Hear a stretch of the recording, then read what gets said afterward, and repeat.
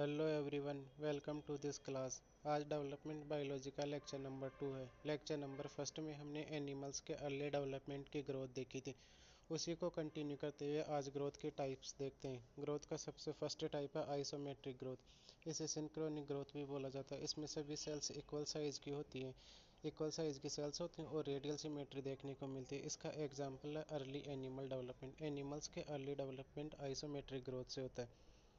Growth का second part है ओलोमेट्रिक growth. इसे अनसिंक्रोनिक ग्रोथ भी बोला जाता है। इसमें सेल्स डिफरेंट साइज की होती हैं। इसके एग्जांपल है प्लांट का डेवलपमेंट, सी आर्चिन का डेवलपमेंट। सी आर्चिन के डेवलपमेंट में माइक्रोमियर, मैक्रोमियर और मीजोमियर तीन डिफरेंट प्रकार की सेल्स का फॉर्मेशन होता है। और ओलोमेट्रिक ग्रोथ का फंक्शंस होता है डिफरेंट साइज और शेप्स के स्ट्रक्चर्स का बनाना। डिफरेंट साइज और शेप की स्ट्रक्चर ओलोमेट्रिक ग्रोथ से फॉर्मेशन होती है।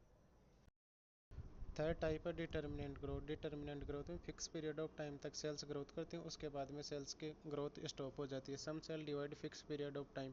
एग्जांपल हो गया एनिमल्स और वर्टिब्रेट में ऐसी ग्रोथ देखने को मिलती है। एट वन स्टेज, एक स्टेज पर पहुंचने के बाद में सेल्स की ग्रोथ स्टॉप हो जाती है। फोर्थ टाइप है इनडिटर्मिनेंट ग्रोथ। इनडिटर्मिनेंट ग्रोथ में जैसे जैसे एज इंक्रीज होती है सेल्स की साइज इंक्रीज होती जाती है। एग्जाम्पल हो गया इसका प्लांटिंग। इसमें through out of life growth देखने को मिलती है।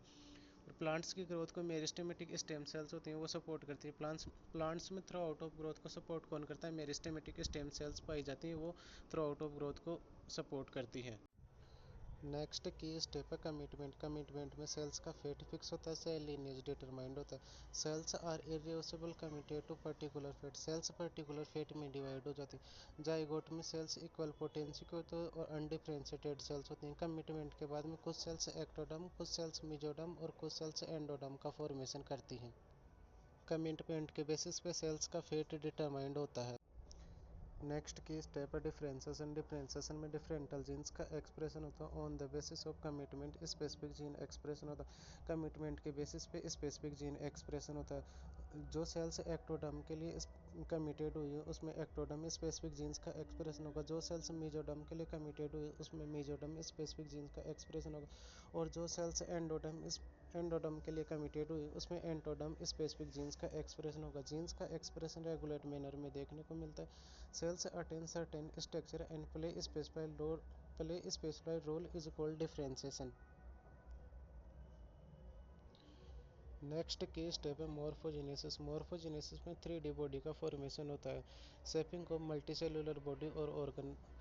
मल्टीसेलुलर बॉडी और ऑर्गन की शेप डिसाइड की जाती है।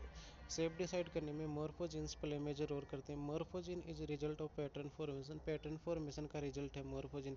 एनिमल्स में cell movement play major role करता है मॉर्फोजीन्स में। और प्लांट में सेल मूवमेंट नहीं होता क्योंकि प्लांट की सेल वॉल की स्ट्रक्चर रिजिड होती है।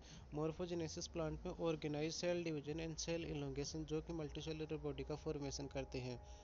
थैंक्स, आज के लिए इतना ही, बाकी नेक्स्ट वीडियो में देखते हैं।